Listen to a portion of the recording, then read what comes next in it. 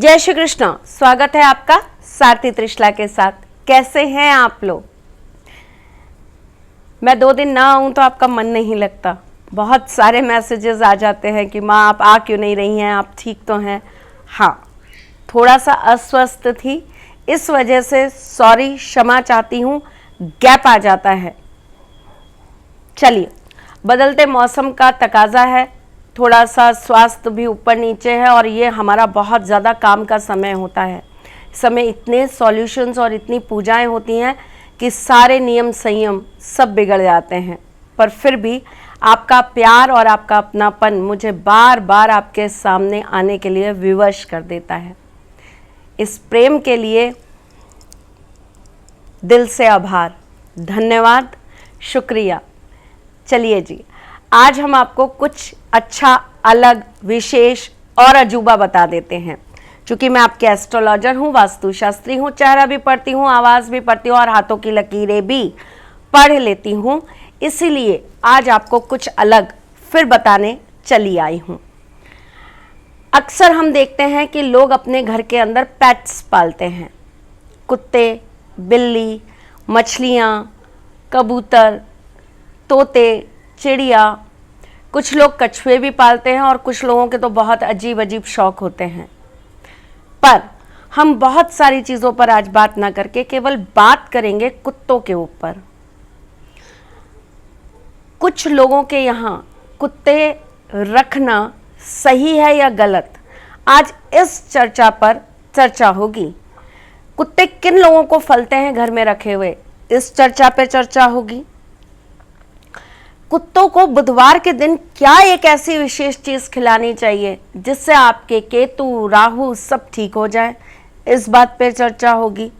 और घर के वास्तु के अकॉर्डिंग किस घर में कुत्तों का रहना गलत होता है, आज इस बात पर चर्चा होगी। और साथ ही साथ इस बात पे भी चर्चा होगी कि कौन सी राशि वालों को किस कलर के कुत्ते को रखना चाहिए और नहीं रखना चाहिए। तो बहुत सारी चीज़ें हैं ना जिन पर चर्चा होगी, बात होगी, सब कुछ होगा। चलिए तो शुरुआत करते हैं। सबसे पहले कुत्तों के बारे में कुछ रोचक जानकारियां जो मैं आपको बता देती हूं। हमारे वेद, पुराण, शास्त्र सब ये कहते हैं कि पहली रोटी गाय की और आखिरी रोटी कुत्ते की।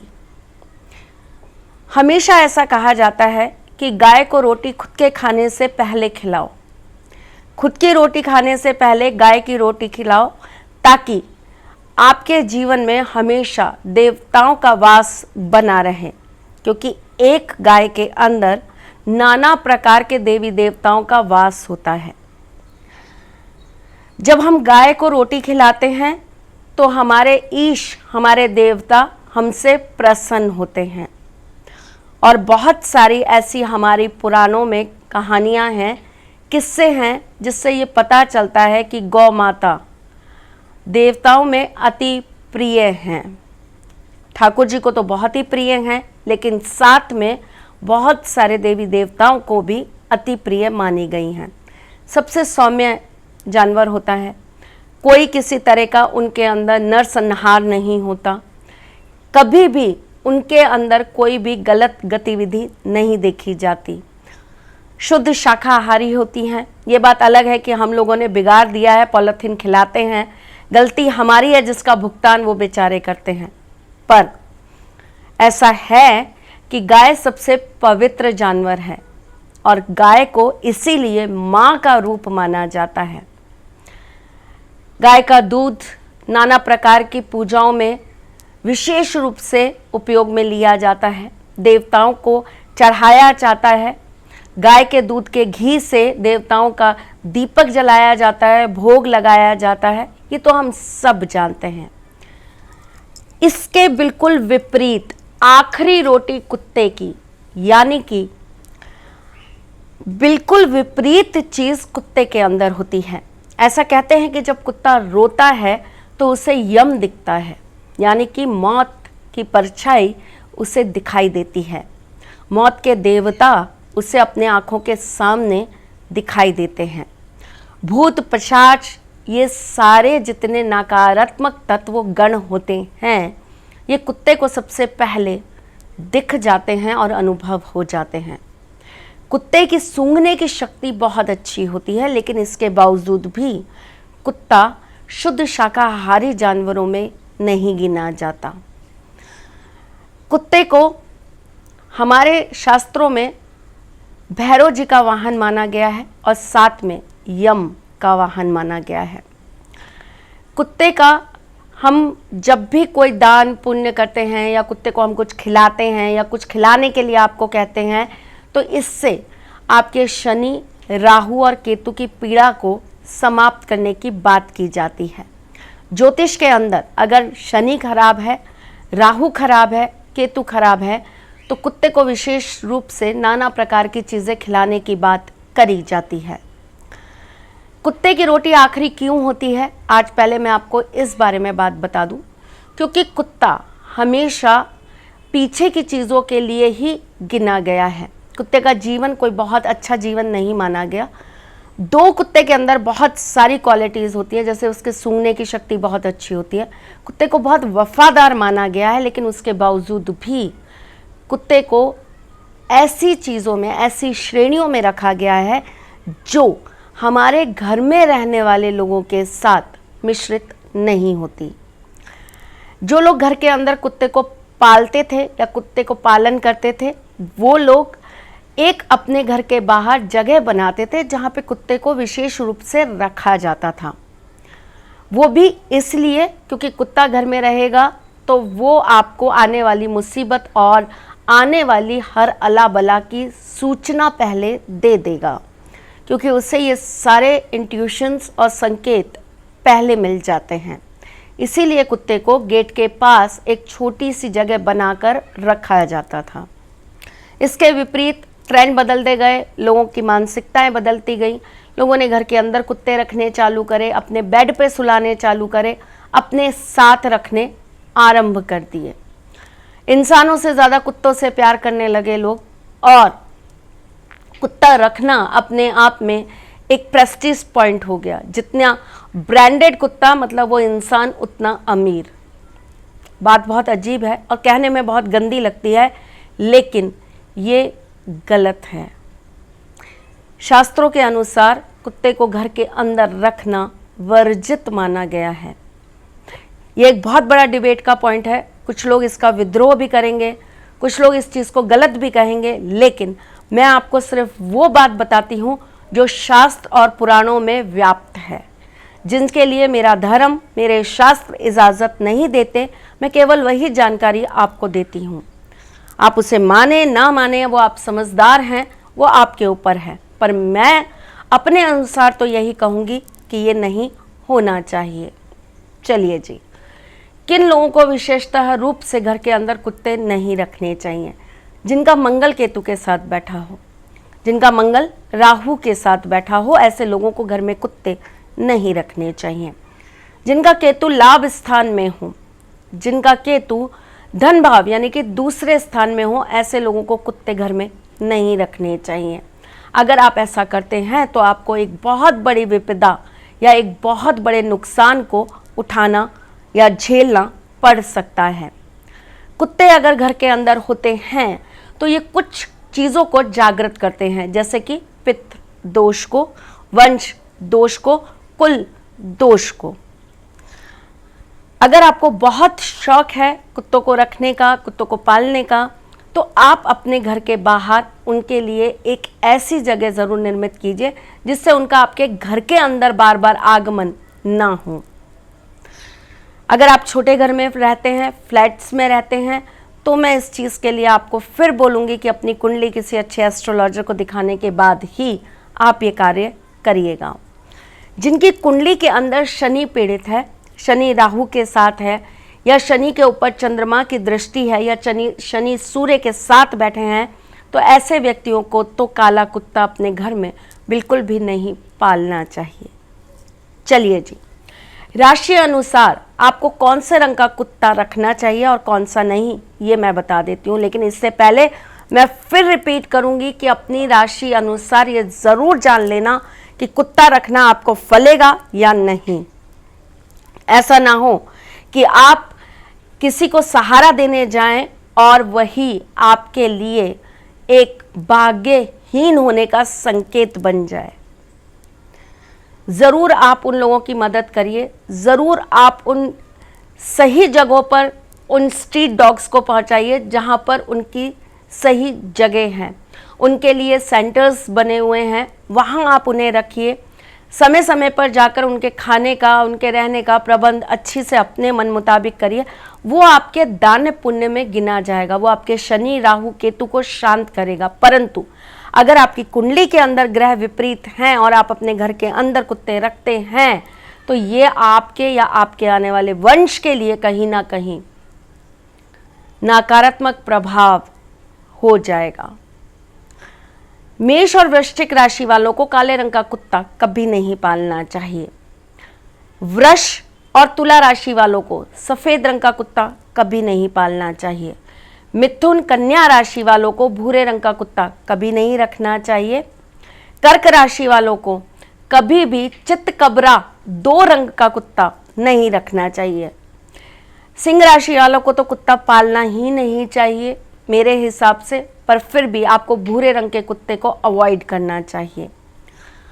धनु और मीन राशि वालों को कभी भी पीले भूरे रंग का कुत्ता नहीं रखना चाहिए।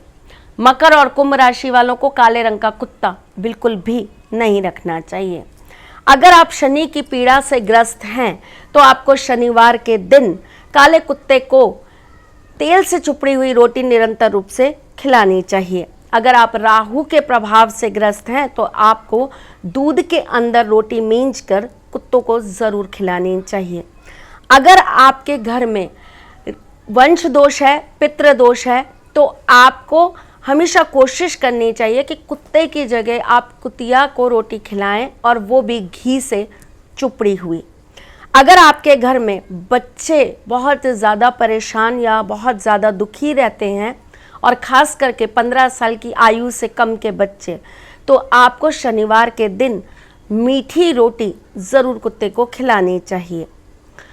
कुत्तों को आप दूध अगर पिलाते हैं तो ये बहुत बहुत बहुत ही अच्छा सकारात्मक प्रयोग होता है ग्रहों को शांत करने के लिए। आप कोई भी पूजा घर में करते हैं उसके बाद अगर आप कुत्ते को दूध पिलाते हैं तो ये भी एक बहुत अच्छा संकेत होता है देवी देवताओं को आशीर्वाद स्वरूप अपने घर में विराजमान करने का। अगर आप किसी वजह से नज़र दोष से हैं या आपको तंत्र मंत्र अपने ऊपर होता दिखाई देता है तो आपको शनिवार के दिन एक कटोरे के अंदर या एक कटोरी के अंदर दूध डालकर, कच्चा दूध डालकर सिर पे से 7 बार घुमाकर काले कुत्ते को पिलाना चाहिए। निरंतर रूप से आप 7 या 11 बार ये काम करेंगे तो आपके ऊपर आई हुई हर अला बला दूर हो जाएगी। चलिए जी, आज मैंने आपको बहुत सारी चीज़ें बताई। अच्छी लगे कमेंट करिएगा, समझ में आए अमल करिएगा, ना समझ में आए आपको लगे कि इसके अंदर कोई विरोधाभास है, थोड़ा और रिसर्च करिएगा, जानने की कोशिश कीजिएगा। मैं आपकी गुरु हूँ, आपके सारथी हूँ, आपकी ज़िंदगी को बेहतर बनाने का प्रयास दिन निरंतर करती हूँ। कभी भी ये कार्य नहीं करूँगी जिससे आपके जीवन में कुछ भी खराब हो।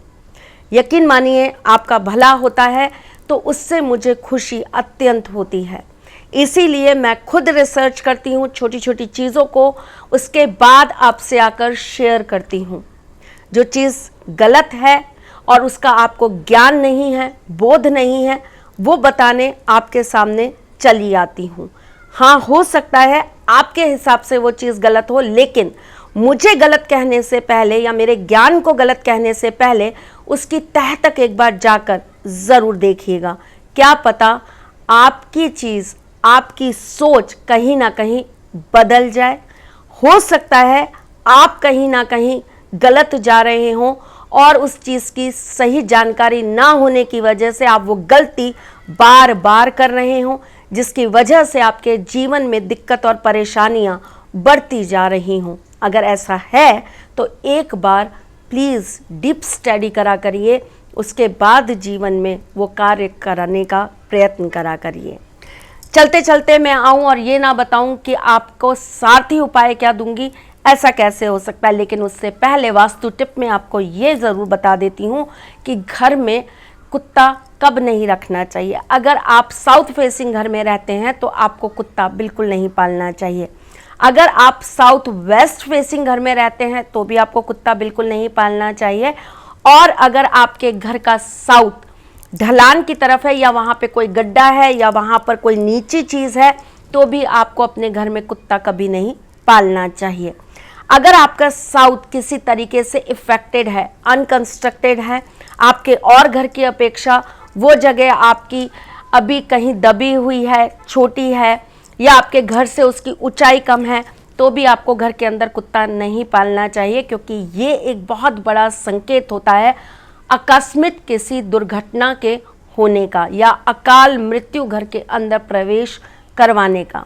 बात बहुत छोटी सी है, लेकिन वास्तु के अनुसार अगर आप इस बात को अमल कर लेते हैं तो आप अपने साथ होने वाली एक बहुत बड़ी दुर्घटना को रोक सकते हैं।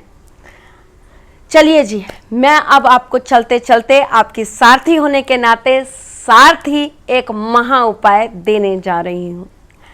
अगर आप बहुत ज़्यादा पीड़ाओं में हैं, कष्ट में हैं, जीवन की समस्याओं से बाहर निकलने का कोई रास्ता नहीं मिल पा रहा है, तो आपको बुधवार के दिन आटे के अंदर थोड़ा सा घी मिलाकर रोटी बनानी चाहिए और उसको आपको दूध के अंदर, दूध को अच्छे से उबाल लीजिए, उबालने के बाद ठंडा कर लीजिए, उसके अंदर उस रोटी को पूरी तरह से मींज दीजिए, ऊपर से थोड़ी सी मिश्री या चीनी डाल दीजिए और उसके बाद किसी कुत्ते को पिला दीजिए और खिला दीजिए।